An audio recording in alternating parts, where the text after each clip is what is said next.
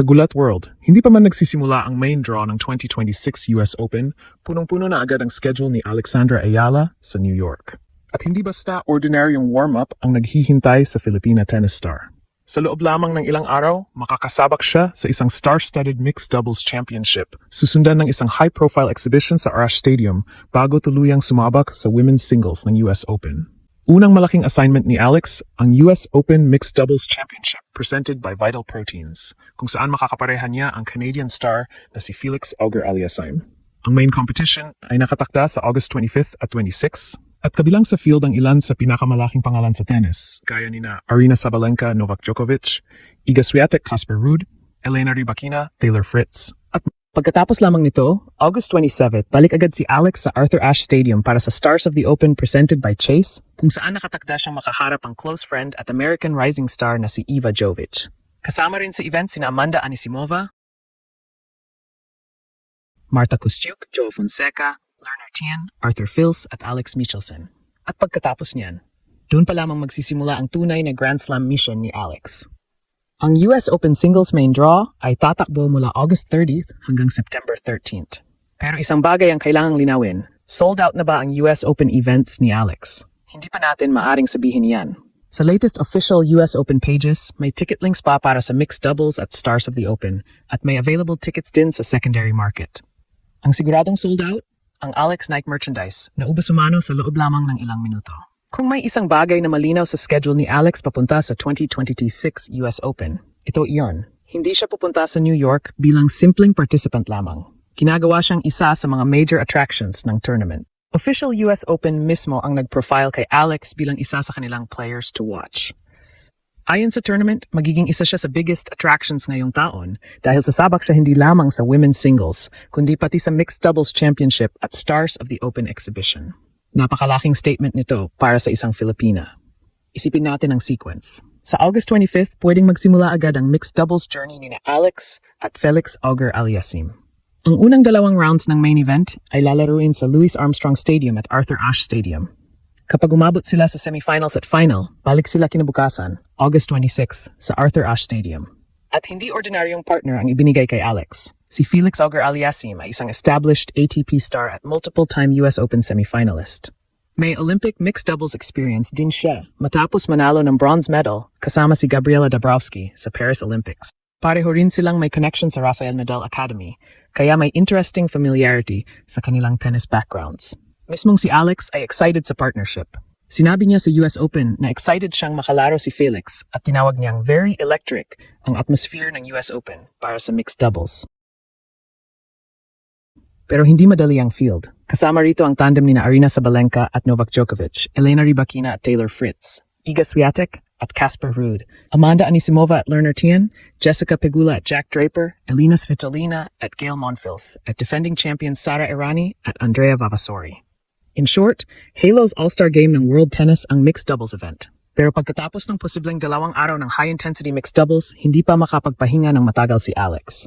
August 27, Stars of the Open.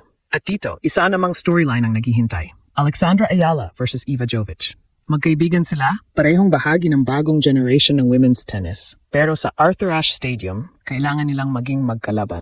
Ayon sa official US Open information, 2 beses na silang nagharap at parehong straight sets na nanalo si Jovic. Kaya kahit exhibition lamang ito, may competitive angle pa rin. At hindi maliit na venue ang pag-uusapan natin. Arthur Ashe Stadium. Ito ang pinakamalaking tennis stadium sa mundo at ang main stage ng US Open. Ang Stars of the Open event ay magsisimula ng 6 p.m. sa August 27th at 4 one-set matches ang nakalinya.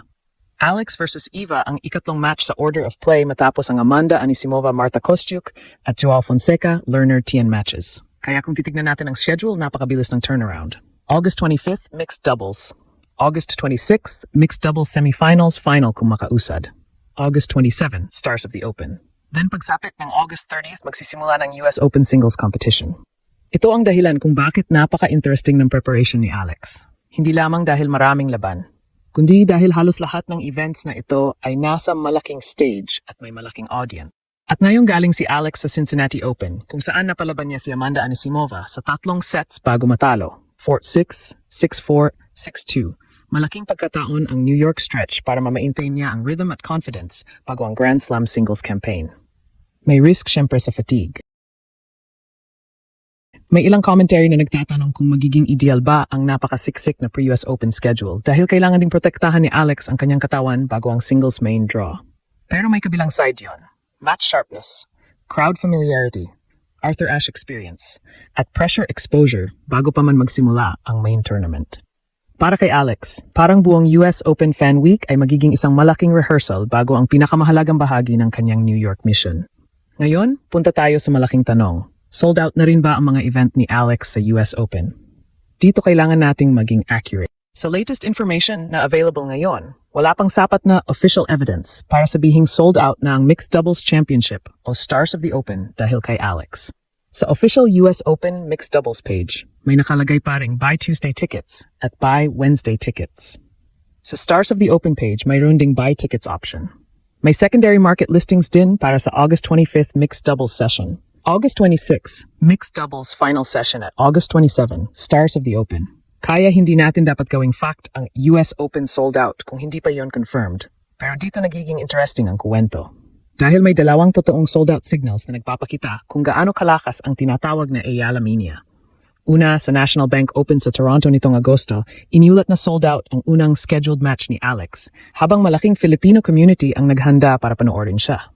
At pangalawa at mas bago ang kanyang Nike merchandise. Ayon sa reports nitong August 19 at 20, ang Alex Ayala Nike merchandise ay naubos sa loob lamang ng ilang minuto matapos maging available. Hindi iyan maliit na bagay. Sa professional sports, may isang malaking difference sa pagitan ng pagiging mahusay na player at pagiging commercial attraction.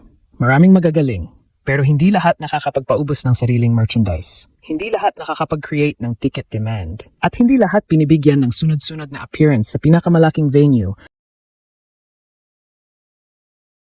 bago pa magsimula ang Grand Slam proper. Maging ang official US Open profile kay Alex ay malinaw na kinikilala ang kanyang growing fanbase at ang extraordinary support na nakukuha niya mula sa Pilipinas. At timing pa ang lahat. Kagagaling lamang ni Alex sa pinakamalaking season ng kanyang career.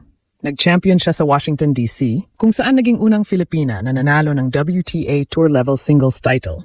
At ngayong babalik siya sa US Open bilang mas malaking pangalan kumpara nung isang taon. May special Nike US Open, look pa siyang nakataktang isuot sa New York. Dagdag pa sa momentum ng kanyang rapidly expanding global profile. Kaya pwedeng sabihin na ngayon pa lamang, isang bagay na ang confirmed, hindi sold out ang lahat ng US Open events ni Alex, at least hindi pa ayon sa available ticket information.